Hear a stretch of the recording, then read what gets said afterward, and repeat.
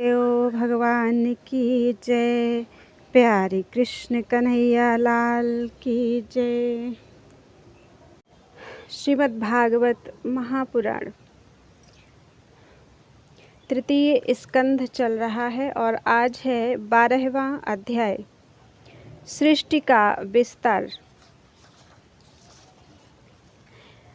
श्री मैत्रेय जी ने कहा, विदुर जी, यहाँ तक मैंने आपको भगवान की काल रूप महिमा सुनाई। अब जिस प्रकार ब्रह्मा जी ने जगत की रचना की वह सुनिए। सबसे पहले उन्होंने अज्ञान की 5 वृत्तियाँ, तम अर्थात अविद्या, मोह अर्थात अस्मिता, महामोह अर्थात राग, तामिश्र अर्थात द्वेष और अंधतामिश्र अर्थात अभिनिवेश रची। किंतु इस अत्यंत पापमयी सृष्टि को देखकर उन्हें प्रसन्नता नहीं हुई। तब उन्होंने अपने मन को भगवान के ध्यान से शुद्ध करके पवित्र कर उससे दूसरी सृष्टि रची। इस बार ब्रह्मा जी ने सनक, सनंदन, सनातन और सनत कुमार ये 4 निवृत्ति परायण ऊर्ध्वरेता मुनि उत्पन्न किए। अपने इन पुत्रों से ब्रह्मा जी ने कहा, पुत्रों, तुम लोग सृष्टि उत्पन्न करो। किंतु वे जन्म से ही मोक्ष मार्ग अर्थात निवृत्ति मार्ग का अनुसरण करने वाले और भगवान के ध्यान में तत्पर थे, इसलिए उन्होंने ऐसा करना नहीं चाहा। जब ब्रह्मा जी ने देखा कि मेरी आज्ञा ना मानकर ये मेरे पुत्र मेरा तिरस्कार कर रहे हैं, तब उन्हें असह्य क्रोध हुआ। उन्होंने उसे रोकने का प्रयत्न किया, किंतु बुद्धि द्वारा उनके बहुत रोकने पर भी वह क्रोध तत्काल प्रजापति की भौहों के बीच में से एक नील लोहित अर्थात नीले और लाल रंग के बालक के रूप में प्रकट हो गया। वे देवताओं के पूर्वज भगवान भव रुद्र रो रो कर कहने लगे, जगत पिता विधाता, मेरे नाम और रहने के स्थान बतलाइए। तब कमलयोनि भगवान ब्रह्मा ने उस बालक की प्रार्थना पूर्ण करने के लिए मधुर वाणी में कहा, रो मत, मैं अभी तुम्हारी इच्छा पूरी करता हूँ। देवश्रेष्ठ, तुम जन्म लेते ही बालक के समान फूट फूट कर रोने लगे, इसलिए प्रजा तुम्हें रुद्र नाम से पुकारेगी। तुम्हारे रहने के लिए मैंने पहले से ही हृदय, इंद्रिय, प्राण, आकाश, वायु, अग्नि, जल, पृथ्वी, सूर्य, चंद्रमा और तप ये स्थान रच दिए हैं। तुम्हारे नाम मन्यु, मनु, महिनस, महान, शिव, ऋतध्वज, उग्ररेता, भव, काल, वामदेव और धृतव्रत होंगे तथा धी, वृत्ति, उष्णा, उमा, नियुत, सर्पी, इला, अंबिका, इरावती, सुधा और दीक्षा ये 11 रुद्राणियाँ तुम्हारी पत्नियाँ होंगी। तुम उपर्युक्त नाम, स्थान और स्त्रियों को स्वीकार करो और इनके द्वारा बहुत सी प्रजा उत्पन्न करो, क्योंकि तुम प्रजापति हो। लोकपिता ब्रह्मा जी से ऐसी आज्ञा पाकर भगवान नील लोहित बल, आकार और स्वभाव में अपने ही जैसी प्रजा उत्पन्न करने लगे। भगवान रुद्र के द्वारा उत्पन्न हुए उन रुद्रों को असंख्य यूथ बनाकर सारे संसार को भक्षण करते देख ब्रह्मा जी को बड़ी शंका हुई। तब उन्होंने रुद्र से कहा, सुरश्रेष्ठ, तुम्हारी प्रजा तो अपनी भयंकर दृष्टि से मुझे और सारी दिशाओं को भस्म किए डालती है, अतः ऐसी सृष्टि और न रचो। तुम्हारा कल्याण हो। अब तुम समस्त प्राणियों को सुख देने के लिए तप करो, फिर उस तप के प्रभाव से ही तुम पूर्ववत इस संसार की रचना करना। पुरुष तप के द्वारा ही इंद्रियातीत सर्वांतर्यामी ज्योति स्वरूप श्रीहरि को सुगमता से प्राप्त कर सकता है। श्री मैत्रेय जी कहते हैं, जब ब्रह्मा जी ने ऐसी आज्ञा दी तब रुद्र ने बहुत अच्छा कहकर उसे सिरोधार्य किया और फिर उनकी अनुमति लेकर तथा उनकी परिक्रमा करके वे तपस्या करने के लिए वन को चले गए। इसके पश्चात जब भगवान की शक्ति से संपन्न ब्रह्मा जी ने सृष्टि के लिए संकल्प किया, तब उनके 10 पुत्र और उत्पन्न हुए। उनसे लोक की बहुत वृद्धि हुई। उनके नाम मरीचि, अत्रि, अंगिरा, पुलस्त्य, पुलह, क्रतु, भृगु, वशिष्ठ, दक्ष और 10वें नारद थे।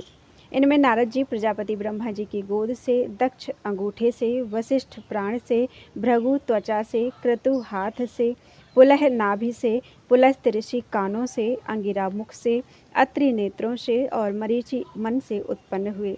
फिर उनके दाएं स्तन से धर्म उत्पन्न हुआ, जिसकी पत्नी मूर्ति से स्वयं नारायण अवतीर्ण हुए, तथा उनकी पीठ से अधर्म का जन्म हुआ और उससे संसार को भयभीत करने वाला मृत्यु उत्पन्न हुआ। इसी प्रकार ब्रह्मा जी के हृदय से काम, भौहों से क्रोध, नीचे के होठ से लोभ, मुख से वाणी की अधिष्ठात्री देवी सरस्वती, लिंग से समुद्र, गुदा से पाप का निवास स्थान, राक्षसों का अधिपति निरति, छाया से देवहूति के पति भगवान कर्दम जी उत्पन्न हुए। इस तरह यह सारा जगत जगतकर्ता ब्रह्मा जी के शरीर और मन से उत्पन्न हुआ। विदुर जी भगवान ब्रह्मा की कन्या सरस्वती बड़ी ही सुकुमारी और मनोहर थी। हमने सुना है एक बार उसे देखकर ब्रह्मा जी मोहित हो गए थे। यद्यपि वह स्वयं वासनाहीन थी, उन्हें ऐसा अधर्ममय संकल्प करते देख उनके पुत्र मरीचि आदि ऋषियों ने उन्हें विश्वास पूर्वक समझाया, पिताजी आप समर्थ हैं, फिर भी अपने मन में उत्पन्न हुए वेग को न रोककर पुत्री गमन जैसा दुस्तर पाप करने का संकल्प कर रहे हैं। ऐसा तो आपसे पूर्ववर्ती किसी भी ब्रह्मा ने नहीं किया और न आगे ही कोई करेगा। जगतगुरु, आप जैसे तेजस्वी पुरुषों को भी ऐसा काम शोभा नहीं देता, क्योंकि आप लोगों के आचरणों का अनुसरण करने से ही तो संसार का कल्याण होता है। जिन श्री भगवान ने अपने स्वरूप में स्थित इस जगत को अपने ही तेज से प्रकट किया है, उन्हें नमस्कार है। इस समय वे ही धर्म की रक्षा कर सकते हैं। अपने पुत्र मरीचि आदि प्रजापतियों को अपने सामने इस प्रकार कहते देख प्रजापतियों के पति ब्रह्मा जी बड़े लज्जित हुए और उन्होंने उस शरीर को उसी समय छोड़ दिया। तब उस घोर शरीर को दिशाओं ने ले लिया, वही कोहरा हुआ, जिसे अंधकार भी कहते हैं। एक बार ब्रह्मा जी यह सोच रहे थे कि मैं पहले की तरह सुव्यवस्थित रूप से सब लोकों की रचना किस प्रकार करूं। इसी समय उनके 4 मुखों से 4 वेद प्रकट हुए। इनके सिवा उपवेद, न्यायशास्त्र, होता, उद्गाता, अध्वर्यु और ब्रह्मा, इन 4 ऋतुजों के कर्म, यज्ञों का विस्तार, धर्म के 4 चरण और चारों आश्रम तथा उनकी वृत्तियाँ, ये सब भी ब्रह्मा जी के मुखों से ही उत्पन्न हुए। विदुर जी ने पूछा, तपोधन, विश्व रचयिताओं के स्वामी श्री ब्रह्मा जी ने जब अपने मुखों से इन वेदादि को रचा, तो उन्होंने अपने किस मुख से कौन सी वस्तु उत्पन्न की, यह आप कृपा करके बतलाइए। श्री मैत्रेयी जी ने कहा, विदुर जी, ब्रह्मा ने अपने पूर्व, दक्षिण, पश्चिम और उत्तर के मुख से क्रमशः ऋग्वेद, पूर्व मुख से ऋग्वेद, दक्षिण मुख से यजुर्वेद, पश्चिम मुख से सामवेद और उत्तर मुख से अथर्ववेद को रचा। इसी क्रम से शस्त्र, होता का कर्म, इज्जा, अध्वर्यु का कर्म, स्तुति स्तोम, उद्गाता का कर्म और प्रायश्चित अर्थात ब्रह्मा का कर्म, इन चारों की रचना की। इसी प्रकार आयुर्वेद, चिकित्सा शास्त्र, धनुर्वेद अर्थात शस्त्र विद्या, गांधर्व वेद अर्थात संगीत शास्त्र और स्थापत्य वेद अर्थात शिल्प विद्या, इन 4 उपवेदों को भी क्रमशः उन पूर्वादि मुखों से ही, पूर्व पश्चिम उत्तर आदि मुखों से ही उत्पन्न किया। फिर सर्वदर्शी भगवान ब्रह्मा ने अपने 4 मुखों से इतिहास पुराण रूप 5वां वेद बनाया। इसी क्रम से षोडशी और उक्त, चयन और अग्निष्टोम, आप्तोरियाम और अतिरात्र तथा वाजपेय और गोशव, ये 2-2 याग भी उनके पूर्वादि मुखों से ही उत्पन्न हुए। विद्या, दान, तप और सत्य, ये धर्म के 4 पाद और वृत्तियों के सहित 4 आश्रम भी इसी क्रम से प्रकट हुए। सावित्र अर्थात उपनयन संस्कार के पश्चात गायत्री का अध्ययन करने के लिए धारण किए जाने वाला 3 दिन का ब्रह्मचर्य व्रत सावित्र कहलाता है। प्राजापत्य अर्थात 1 वर्ष का ब्रह्मचर्य व्रत, ब्राह्म अर्थात वेदाध्ययन की समाप्ति तक रहने वाला ब्रह्मचर्य व्रत और बृहत अर्थात आयु पर्यंत रहने वाला ब्रह्मचर्य व्रत, ये 4 वृत्तियां ब्रह्मचारी की हैं तथा वार्ता अर्थात कृषि आदि शास्त्र विहित वृत्तियां, संचय अर्थात यागादि कराना, शालीन अर्थात अयाचित वृत्ति, शिलोच्छ अर्थात खेत कट जाने पर पृथ्वी पर पड़े हुए तथा अनाज की मंडी में गिरे हुए दानों को बीन कर निर्वाह करना, और शिलोच्छ, उसे शिलोच्छ वृत्ति कहते हैं, जो खेत कट जाने पर पृथ्वी पर पड़े हुए और अनाज की मंडी में गिरे हुए दानों को बीन कर निर्वाह करना। ये 4 वृत्तियाँ गृहस्थ की हैं। इसी प्रकार वृत्ति भेद से वैखानस अर्थात बिना जोती बोई भूमि से उत्पन्न हुए पदार्थों से निर्वाह करने वाले, और बालखिल्य अर्थात नवीन अन्न मिलने पर पहला संचय करके रखा हुआ अन्न दान कर देने वाले, औदुंबर अर्थात प्रातःकाल उठने पर जिस दिशा की ओर मुख हो उसी ओर से फलादि लाकर निर्वाह करने वाले, और फेनप अर्थात अपने आप झड़े हुए फलादि खाकर रहने वाले। ये 4 भेद वानप्रस्थों के तथा कुटीचक अर्थात कुटी बनाकर एक जगह रहने और आश्रम के धर्म का पूरा पालन करने वाले, बहुदक अर्थात कर्म की ओर गौड़ दृष्टि रखकर ज्ञान को ही प्रधान मानने वाले, हंस अर्थात ज्ञानाभ्यासी, और निष्क्रिय अर्थात परमहंस ज्ञानी जीवन मुक्त। ये 4 भेद सन्यासियों के हैं। इसी क्रम से आन्वीक्षिकी अर्थात मोक्ष प्राप्त करने वाली आत्मविद्या, त्रयी अर्थात स्वर्ग आदि फल देने वाली कर्म विद्या, वार्ता अर्थात खेती व्यापार आदि संबंधी विद्या, और दंड नीति अर्थात राजनीति। ये 4 विद्याएं, 4 व्याहृतियाँ। 4 व्याहृतियाँ कौन सी हैं? भूः भुवः श्वः, ये 3, और चौथी महः को लेकर इस प्रकार 4 व्याहृतियाँ आश्वालायन ने अपने गृह सूत्रों में बतलाई हैं। एवं व्याहृतयः प्रोक्ता व्यस्ताः समस्ताः, अथवा भूः भुवः श्वः और महः, ये 4 व्याहृतियाँ, जैसा कि श्रुति कहती है, भूर्भुवः शुवरिति वा एतास्त्रिशो व्याहृतयस्तासामु हा स्मयितां चतुर्थी माह वाचमस्य प्रवेदयते महः इत्यादि। तो ये 4 विद्याएं तथा 4 व्याहृतियाँ भी ब्रह्मा जी के 4 मुखों से उत्पन्न हुई तथा उनके हृदयाकाश से ओमकार प्रकट हुआ। उनके रोमों से उष्णिक, त्वचा से गायत्री, मांस से त्रिष्टुप, स्नायु से अनुष्टुप, अस्थियों से जगती, मज्जा से पंक्ति और प्राणों से बृहति छंद उत्पन्न हुआ।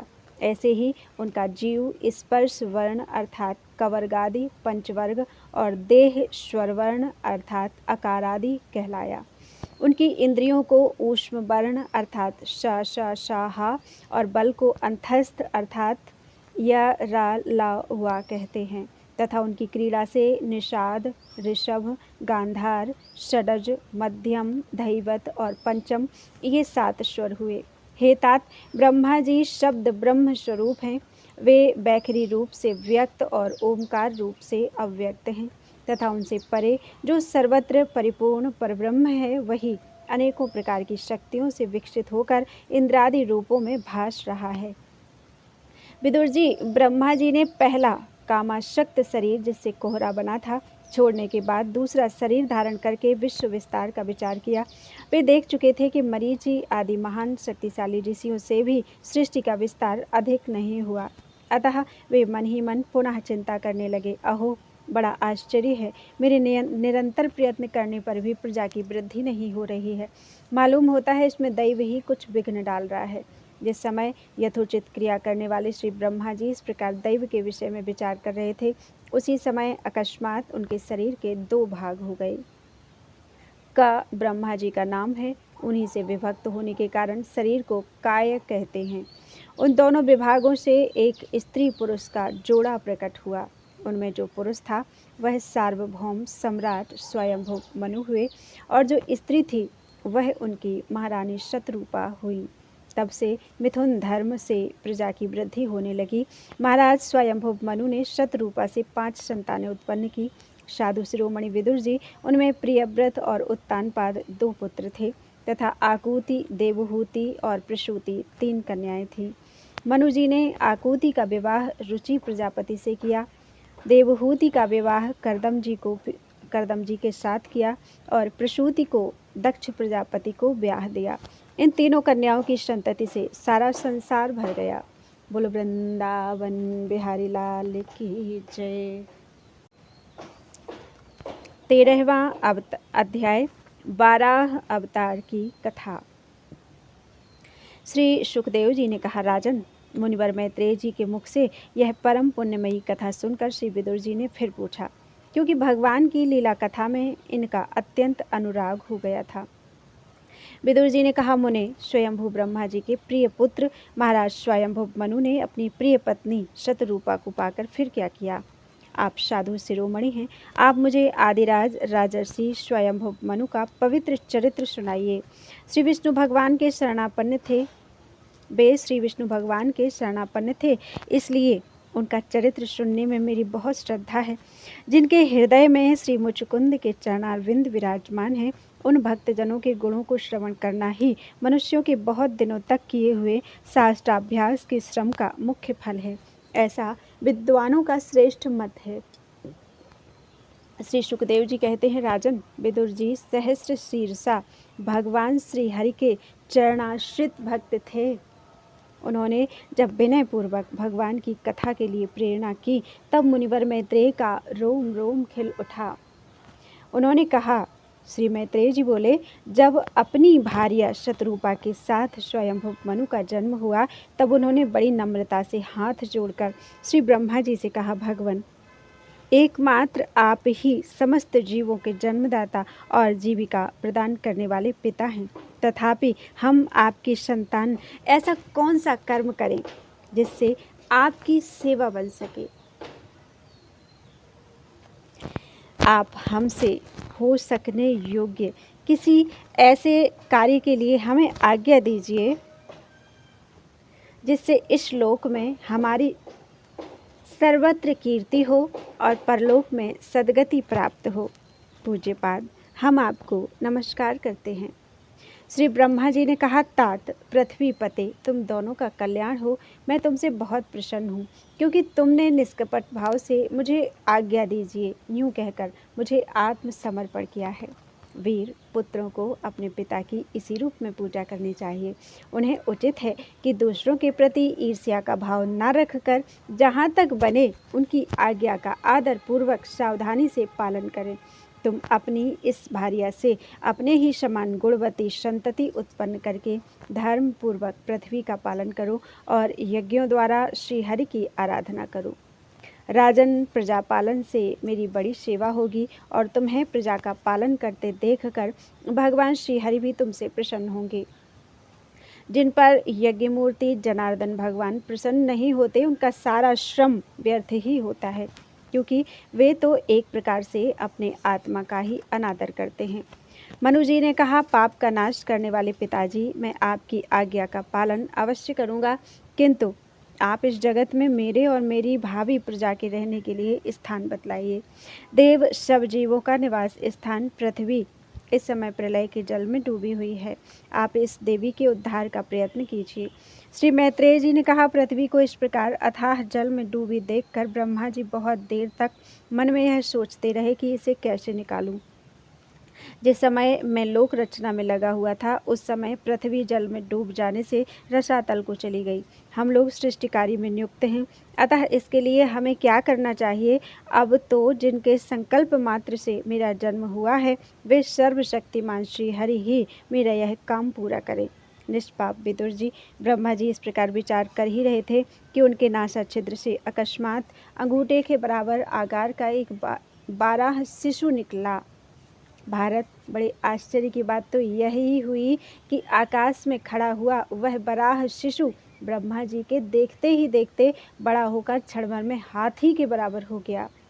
उस विशाल बराह मूर्ति को देखकर मरीचि आदि मुनिजन, सनकादि और स्वयंभुव मनु के सहित श्री ब्रह्मा जी तरह तरह के विचार करने लगे।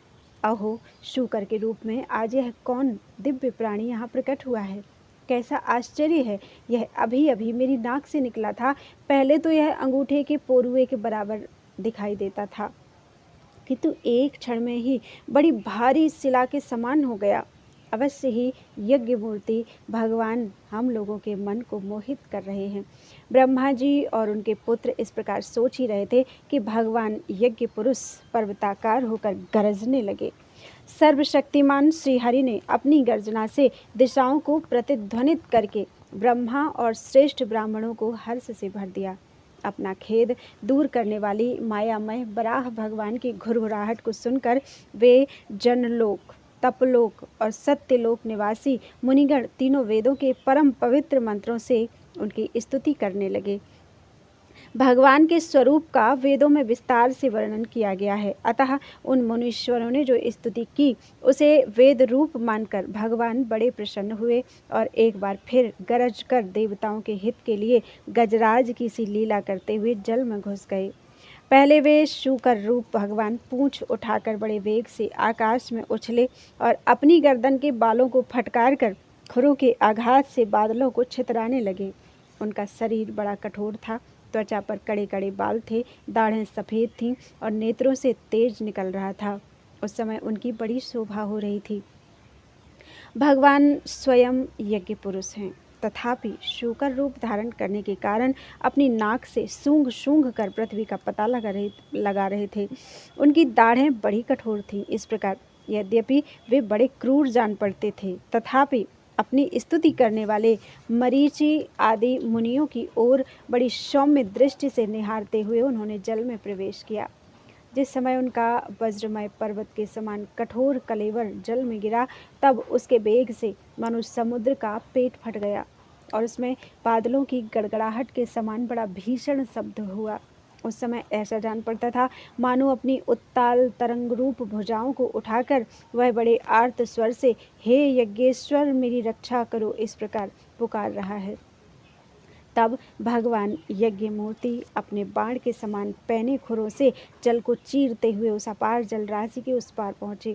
वहाँ रसातल में उन्होंने समस्त जीवों की आश्रयभूता पृथ्वी को देखा, जिसे कल्पांत में शयन करने के लिए उद्यत श्रीहरि ने स्वयं अपने ही उदर में लीन कर लिया था।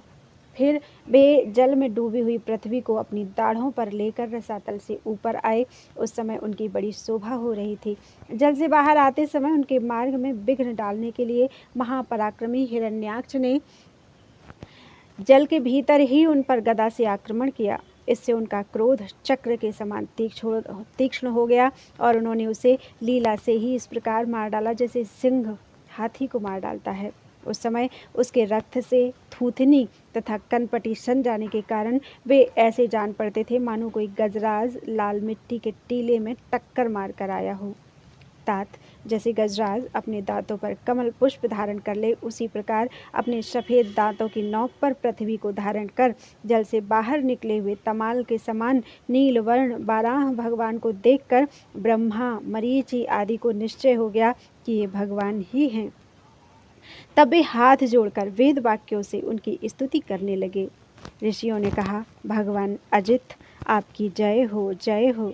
यज्ञपते आप अपने वेद त्रयी रूप विग्रह को फटकार रहे हैं, आपको नमस्कार है।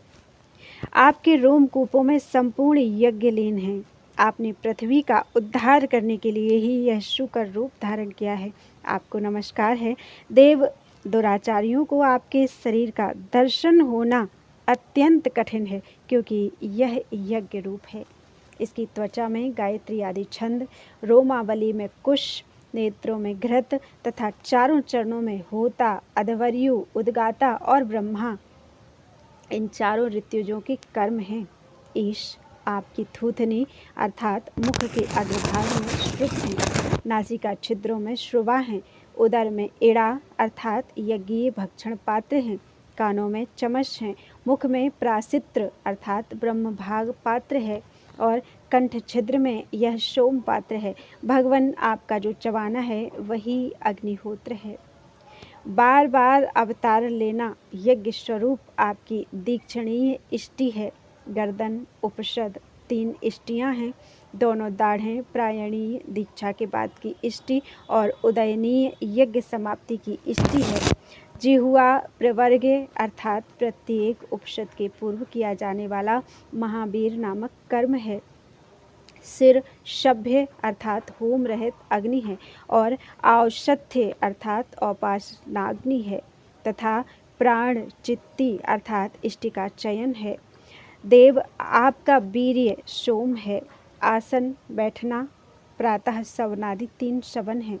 सातों धातु अग्निष्टोम अत्यग्निष्टोम उक्त षोडशी वाजपेय अतिरात्र और आप्तोरियाम नाम की 7 संस्थाएं हैं तथा शरीर की संधियां जोड़ संपूर्ण 17 हैं। इस प्रकार आप संपूर्ण यज्ञ सोम रहित याग और क्रतु अर्थात सोम सहित याग रूप हैं।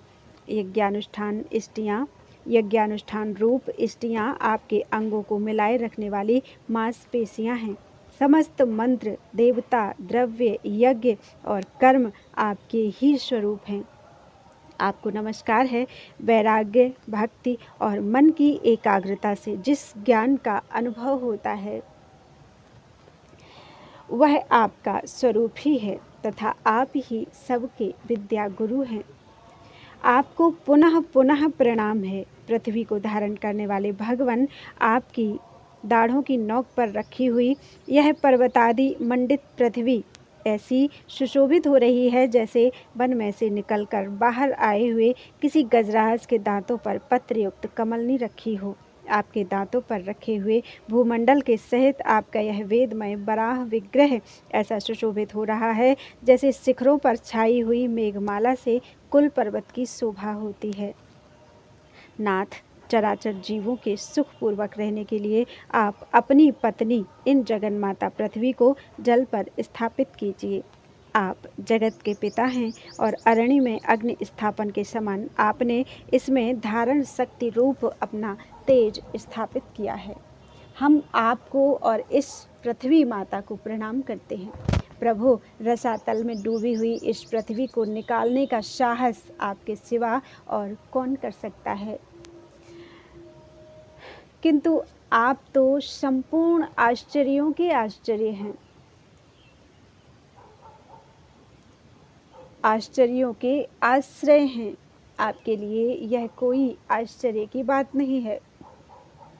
आपने ही तो अपनी माया से इस अति आश्चर्यमय विश्व की रचना की है। जब आप अपने वेदमय विग्रह को हिलाते हैं तब हमारे ऊपर आपकी गर्दन के बालों से झरती हुई शीतल जल की बूंदें गिरती हैं। ईश उनसे भीग कर हम जनलोक तपलोक और सत्यलोक में रहने वाले मुनिजन सर्वथा पवित्र हो जाते हैं। जो पुरुष आपके कर्मों का पार पाना चाहता है अवश्य ही उसकी बुद्धि नष्ट हो गई है, क्योंकि आपके कर्मों का कोई पार ही नहीं है। आपकी ही योग माया के सत्वादि गुणों से यह सारा जगत मोहित हो रहा है। भगवान, आप इसका कल्याण कीजिए। श्री मैत्रेय जी कहते हैं, विदुर जी, उन ब्रह्मवादी मुनियों के इस प्रकार स्तुति करने पर सबकी रक्षा करने वाले बारह भगवान ने अपने खुरों से जल को स्तंभित कर दिया और उस पर पृथ्वी को स्थापित कर दिया। इस प्रकार रसातल से लीलापूर्वक लाई हुई पृथ्वी को जल पर रखकर वे विश्वक्सेन प्रजापति भगवान श्री हरि अंतर्धान हो गए। विदुर जी, भगवान के लीलामय चरित्र अत्यंत कीर्तनीय हैं और उनमें लगी हुई बुद्धि सब प्रकार के पाप तापों को दूर कर देती है। जो पुरुष उनकी इस मंगलमयी मंजुल कथा को भक्ति भाव से सुनते हैं या सुनाते हैं, उनके प्रति भक्त वत्सल भगवान अंतःस्थल से बहुत शीघ्र प्रसन्न हो जाते हैं। भगवान तो सभी कामनाओं को पूर्ण करने में समर्थ हैं। उनके प्रसन्न होने पर संसार में क्या दुर्लभ है।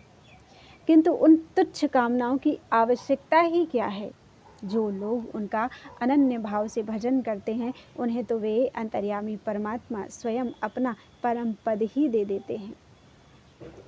अरे, संसार में पशुओं को छोड़कर अपने पुरुषार्थ का सार जानने वाला ऐसा कौन पुरुष होगा जो आवागमन से छुड़ा देने वाली भगवान की प्राचीन कथाओं में से किसी भी अमृतमयी कथा का अपने कर्णपुटों से एक बार पान करके फिर उनकी ओर से मन हटा लेगा। अर्थात भगवान का ऐसा कोई भक्त नहीं है जो बार बार कथा नहीं सुनना चाहता। बोलो वृंदावन बिहारी लाल की जय। 14वां अध्याय, दिति का गर्भधारण। श्री सुखदेव जी कहते हैं, राजन, प्रयोजन बस सूकर बने श्री हरि की कथा को मैत्रेय जी के मुख से सुनकर भी भक्ति व्रतधारी विदुर जी की पूर्ण तृप्ति नहीं हुई। तब उन्होंने हाथ जोड़कर फिर पूछा। विदुर जी ने कहा, मुनिवर, हमने यह बात आपके मुख से अभी सुनी है कि आदि दैत्य हिरण्याक्ष को भगवान यज्ञमूर्ति ने ही मारा था। ब्रह्मन जिस समय भगवान लीला से ही अपनी दाढ़ों पर रखकर पृथ्वी को जल में से निकाल रहे थे, उस समय उनसे दैत्यराज हिरण्याक्ष की मुठभेड़ किस कारण हुई? श्री मैत्रेय जी ने कहा, विदुर जी, तुम्हारा प्रश्न बड़ा ही सुंदर है, क्योंकि तुम श्रीहरि के अवतार की कथा के विषय में पूछ रहे हो, जो मनुष्यों के मृत्यु पास का छेदन करने वाली है। देखो, उत्तानपाद का पुत्र ध्रुव बालकपन में श्री नारद जी की सुनाई हुई हरि कथा के प्रभाव से ही मृत्यु के सिर पर पैर रखकर भगवान के परम पद पर आरूढ़ हो गया था। पूर्व काल में एक बार इसी बाराह भगवान और हिरण्याक्ष के युद्ध के विषय में देवताओं के प्रश्न करने पर देवदेव श्री ब्रह्मा जी ने उन्हें यह इतिहास सुनाया था और उसी की परंपरा से मैंने सुना है। विदुर जी, एक बार दक्ष की पुत्री दिति ने पुत्र प्राप्ति की इच्छा से कामातुर होकर सायंकाल के समय ही अपने पति मरीचि नंदन कश्यप जी से प्रार्थना की। उस समय कश्यप जी खीर की आहुतियों द्वारा अग्निजिह्व भगवान यज्ञपति की आराधना कर सूर्यास्त का समय जान अग्निशाला में ध्यानस्थ होकर बैठे थे। दिति ने कहा, विद्वन, मतवाला हाथी जैसे केले के वृक्ष को मसल डालता है, उसी प्रकार यह प्रसिद्ध धनुर्धर कामदेव मुझ अबला पर जोर जताकर आपके लिए मुझे बेचैन कर रहा है। आपकी पुत्रवती सौतों की सुख समृद्धि को देखकर मैं ईर्ष्या की आग से जली जाती हूँ। अतः आप मुझ पर कृपा कीजिए, आपका कल्याण हो। जिनके गर्भ से आप जैसा पति पुत्र रूप से उत्पन्न होता है, वे ही स्त्रियां अपने पतियों से सम्मानिता समझी जाती हैं। उनका सुयश संसार में सर्वत्र फैल जाता है। हमारे पिता प्रजापति दक्ष का अपनी पुत्रियों पर बड़ा स्नेह था। एक बार उन्होंने हम सबको अलग अलग बुलाकर पूछा कि तुम किसे अपना पति बनाना चाहती हो। वे अपनी संतान की सब प्रकार की चिंता रखते थे। अतः हमारा भाव जानकर उन्होंने उनमें से हम 13 पुत्रियों को, जो आपके गुण स्वभाव के अनुरूप थीं, आपके साथ ब्याह दिया। अतः मंगल मूर्ते कमल नयन, आप मेरी इच्छा पूर्ण कीजिए, क्योंकि हे महत्तम, आप जैसे महापुरुष के पास दीन जनों का आना निष्फल नहीं होता। विदुर जी, दिति कामदेव के वेग से अत्यंत बेचैन और बेवश हो रही थी। उसने उसी प्रकार बहुत सी बातें बनाते हुए दीन होकर कश्यप जी से प्रार्थना की। तब उन्होंने उसे सुमधुर वाणी में समझाते हुए कहा, भीरु, तुम्हारी इच्छा के अनुसार मैं अभी अभी तुम्हारा प्रिय अवश्य करूँगा। भला जिसके द्वारा अर्थ, धर्म और काम तीनों की सिद्धि होती हो, अपनी ऐसी पत्नी की कामना कौन पूर्ण नहीं करेगा। जिस प्रकार जहाज पर चढ़कर मनुष्य महासागर को पार कर लेता है, उसी प्रकार गृहस्थाश्रमी दूसरे आश्रमों को आश्रय देता हुआ अपने आश्रम द्वारा स्वयं भी दुख समुद्र के पार हो जाता है। मानिनी स्त्री को तो त्रिविध पुरुषार्थ की कामना वाले पुरुष का आधा अंग कहा गया है। उस पर अपनी गृहस्थी का भार डालकर पुरुष निश्चिंत होकर विचरता है। इंद्रिय रूप शत्रु अन्य आश्रम वालों के लिए अत्यंत दुर्जय हैं, किंतु जिस प्रकार किले का स्वामी सुगमता से ही लूटने वाले शत्रुओं को अपने अधीन कर लेता है, उसी प्रकार हम अपनी विवाहिता पत्नी का आश्रय लेकर इन इंद्रिय रूप शत्रुओं को सहज में ही जीत लेते हैं। गृहेश्वरी, तुम जैसी भार्या के उपकारों का बदला तो हम अथवा और कोई भी गुणग्राही पुरुष अपनी सारी उम्र में अथवा जन्मांतर में भी पूर्ण रूप से नहीं चुका सकते। तो भी तुम्हारी इस संतान प्राप्ति की इच्छा को मैं यथाशक्ति अवश्य पूर्ण करूंगा, परंतु अभी तुम एक मुहूर्त ठहरो, जिससे लोग मेरी निंदा न करें। यह अत्यंत घोर समय राक्षसादि घोर जीवों का है और देखने में भी बड़ा भयानक है। इसमें भगवान भूतनाथ के गण भूत प्रेत आदि घूमा करते हैं। साध्वी, इस संध्या काल में भूत भावन भूतपति भगवान शंकर अपने गण भूत प्रेत आदि को साथ लिए बैल पर चढ़कर विचरा करते हैं। जिनका जटाजूट शमशान भूमि से उठे हुए बवंडर की धूल से धूषरित होकर देदीप्यमान हो रहा है तथा जिनके सुवर्ण कांतिमय गौर शरीर में भस्म लगी हुई है, वे तुम्हारे देवर ससुर महादेव जी ने अपने सूर्य, चंद्रमा और अग्नि रूप 3 नेत्रों से सभी को देखते रहते हैं। संसार में उनका कोई अपना या पराया नहीं है, ना कोई अधिक आदरणीय और ना निंदनीय ही है। हम लोग तो अनेक प्रकार के व्रतों का पालन करके उनकी माया को ही ग्रहण करना चाहते हैं, जिसे उन्होंने भोग कर लात मार दी है। विवेकी पुरुष अविद्या के आवरण को हटाने की इच्छा से उनके निर्मल चरित्र का गान किया करते हैं। उनसे बढ़कर तो क्या, उनके समान भी कोई नहीं है और उन तक केवल सत्पुरुषों की ही पहुँच है। यह सब होने पर भी वे स्वयं पिशाचों का सा आचरण करते हैं। यह नर शरीर कुत्तों का भोजन है। जो अविवेकी पुरुष आत्मा मानकर वस्त्र, आभूषण, माला और चंदनादि से इसी को सजाते संवारते रहते हैं, वे अभागे ही आत्मा राम भगवान शंकर के आचरण को हंसते हैं। हम लोग तो क्या, ब्रह्मादि लोकपाल भी उन्हीं की बांधी हुई धर्म मर्यादा का पालन करते हैं। वे ही इस विश्व के अधिष्ठान हैं तथा यह माया भी उन्हीं की आज्ञा का अनुसरण करने वाली है। ऐसे होकर भी वे प्रेतों का सा आचरण करते हैं। अहो, उन जगत व्यापक प्रभु की यह अद्भुत लीला कुछ समझ में नहीं आती। मैत्रेय जी कहते हैं, पति के इस प्रकार समझाने पर भी कामातुर अदिति ने वैश्या के समान निर्लज्ज होकर ब्रह्मर्षि कश्यप जी का वस्त्र पकड़ लिया। तब कश्यप जी ने उस निंदित कर्म में अपनी भार्या का बहुत आग्रह देख दैव को नमस्कार किया और एकांत में उसके साथ समागम किया। फिर जल में स्नान कर प्राण और वाणी का संयम करके विशुद्ध ज्योतिर्मय सनातन ब्रह्म का ध्यान करते हुए उसी का जप करने लगे। विदुर जी दिति को भी उस निंदित कर्म के कारण बड़ी लज्जा आई और वह ब्रह्मर्षि के पास जाकर सिर नीचा करके इस प्रकार कहने लगी।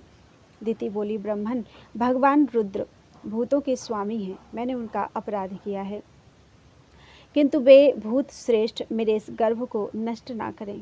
मैं भक्त वांछा कल्पतरु उग्र एवं रुद्र रूप महादेव को नमस्कार करती हूँ। वे सत्पुरुषों के लिए कल्याणकारी एवं दंड देने के भाव से रहित हैं, किंतु दुष्टों के लिए क्रोध मूर्ति दंड पाणी हैं। हम स्त्रियों पर तो व्याध भी दया करते हैं, फिर वे सती पति तो मेरे बहनोई और परम कृपालु हैं, अतः वे मुझ पर प्रसन्न हों। श्री मैत्रेय जी ने कहा, विदुर जी, प्रजापति कश्यप ने सायंकालीन संध्या बंदन आदि कर्म से निवृत्त होने पर देखा कि दिति थर थर कांपती हुई अपनी संतान की लौकिक और पारलौकिक उन्नति के लिए प्रार्थना कर रही है। तब उन्होंने उससे कहा, कश्यप जी ने कहा, तुम्हारा चित्त काम वासना से मलिन था, वह समय भी ठीक नहीं था और तुमने मेरी बात भी नहीं मानी और देवताओं की भी अवहेलना की। अमंगलमयी चंडी, तुम्हारी कोख से 2 बड़े ही अमंगलमय और अधम पुत्र उत्पन्न होंगे। वे बार बार संपूर्ण लोक और लोकपालों को अपने अत्याचारों से रुलाएंगे। जब उनके हाथ से बहुत से निरपराध और दीन प्राणी मारे जाने लगेंगे, स्त्रियों पर अत्याचार होने लगेंगे और महात्माओं को क्षुब्ध किया जाने लगेगा, उस समय संपूर्ण लोगों की रक्षा करने वाले श्री जगदीश्वर कुपित होकर अवतार लेंगे और इंद्र जैसे पर्वतों का दमन करता है, उसी प्रकार उनका वध करेंगे। दिति ने कहा, प्रभु, यही मैं भी चाहती हूँ कि यदि मेरे पुत्रों का वध हो तो वह साक्षात भगवान चक्रपाणि के हाथ से ही हो, कुपित ब्राह्मणों के शाप आदि से न हो। जो जीव ब्राह्मणों के शाप से दग्ध अथवा प्राणियों को भय देने वाला होता है, वह किसी भी योनि में जाए, उस पर नारकी जीव भी दया नहीं करते। कश्यप जी ने कहा, देवी, तुमने अपने किए पर शोक और पश्चाताप प्रकट किया है, तुम्हें शीघ्र ही उचित अनुचित का विचार भी हो गया तथा भगवान विष्णु, शिव और मेरी प्रति भी तुम्हारा बहुत आदर जान पड़ता है। इसलिए तुम्हारे एक पुत्र के 4 पुत्रों में से एक ऐसा होगा जिसका सत्पुरुष भी मान करेंगे और जिसके पवित्र यश को भक्तजन भगवान के गुणों के साथ गाएंगे। जिस प्रकार खोटे सोने को बार बार तपाकर शुद्ध किया जाता है, उसी प्रकार साधुजन उसके स्वभाव का अनुकरण करने के लिए निर्वैरता आदि उपायों से अपने अंतःकरण को शुद्ध करेंगे। जिनकी कृपा से उन्हीं का स्वरूप भूत यह जगत आनंदित होता है, वे स्वयं प्रकाश भगवान भी उसकी अनन्य भक्ति से संतुष्ट हो जाएंगे। दिति, वह बालक बड़ा ही भगवत भक्त, उदार हृदय, प्रभावशाली और महान पुरुषों का भी पूज्य होगा। तथा प्रौढ़ भक्तिभाव से विशुद्ध और भावान्वित हुए अंतःकरण में श्री भगवान को स्थापित करके देहाभिमान को त्याग देगा। वह विषयों में अनासक्त, शीलवान, गुणों का भंडार तथा दूसरों की समृद्धि में सुख और दुख में दुख मानने वाला होगा। उसका कोई शत्रु नहीं होगा तथा चंद्रमा जैसे ग्रीष्म ऋतु के ताप को हर लेता है, वैसे ही वह संसार के शोक को शांत करने वाला होगा। जो इस संसार के बाहर भीतर सब ओर विराजमान हैं, अपने भक्तों के इच्छानुसार समय समय पर मंगल विग्रह प्रकट करते हैं और लक्ष्मी रूप लावण्य मूर्ति ललना की भी शोभा बढ़ाने वाले हैं तथा जिनका मुखमंडल झिलमिलाते हुए कुंडलों से सुशोभित है, उन परम पवित्र कमल नयन श्रीहरि का तुम्हारे पौत्र को प्रत्यक्ष दर्शन होगा। श्री मैत्रेय जी कहते हैं, विदुर जी, दिति ने जब सुना कि मेरा पौत्र भगवान का भक्त होगा तब उसे बड़ा आनंद हुआ तथा यह जानकर कि मेरे पुत्र श्रीहरि के हाथ साक्षात श्रीहरि के हाथ से मारे जाएंगे, उसे और भी अधिक उत्साह हुआ। बोलो वृंदावन बिहारी लाल की जय।